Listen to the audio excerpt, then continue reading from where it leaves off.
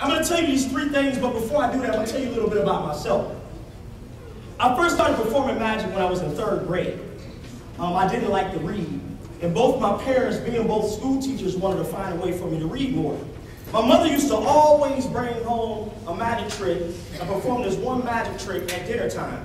And when I would ask my mom how to perform the trick, she would just smile at me, give me a book, and tell me it's inside the book. It took me 4 books before I realized she was tricking me every time, and she never showed me how to do the trick that I performed, you know, that I was trying to perform. What we're talking about is passion. Everybody's passionate about something. Everybody, even if you're good at something and somebody said nobody cares, you're good at something. You're passionate about something. You need to hold on to your passion. Because during the bad times, and you'll have a lot of them, you need to know what you're passionate about. I remember it was like yesterday, I was in 8th grade, had these 2 school teachers, Miss Wolf and Miss Baldwin, and we had to do a report on whatever we wanted to do a report on.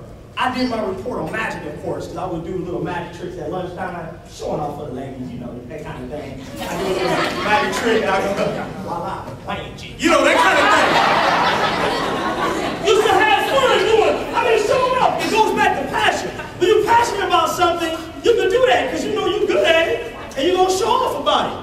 I remember it was like yesterday, I had this one girl in class that I had a little crush on.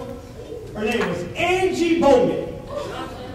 She had the prettiest Jerry curl in the whole state. You know, that was the end thing back then. I called up in front of the class and do this little magic trick, you know, the classic, pour the water inside the cup, snap your fingers, count to 3, you turn the cup upside her head, over her head. So I called her up, Angie Bowman, you know, a little nervous, trying to make my move, you know. I said, watch me vanish the water. You know, I poured it in the cup, snap my fingers, turn it over, and the water fell on her head.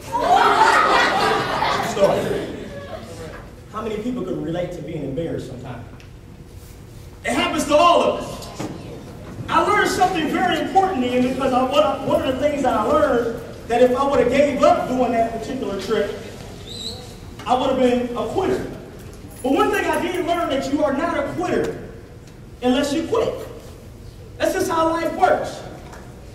You're going to have challenges in your life, and you're going to try to figure out what you should do in those challenges. Everybody trying to look like they're all innocent. Now look at it.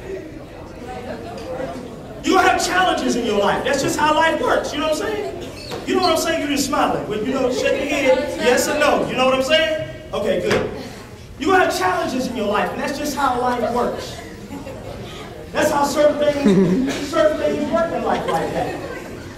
You are not a quitter unless you quit. Very important for you guys to understand that. Leaders understand that. Leaders understand if I quit, then I'm a quitter.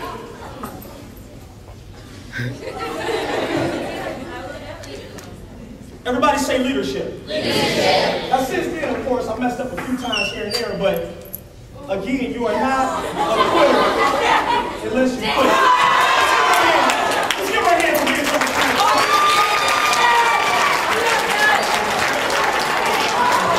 Okay, my name is Deborah Stanley, and I was like truly inspired not only by the magician stuff, but by the spiritual uplifting commentary in between. And as I was just telling him, that just gratified and satisfied and soothed my soul, and I'm living here uplifted today and better equipped to help these children tomorrow.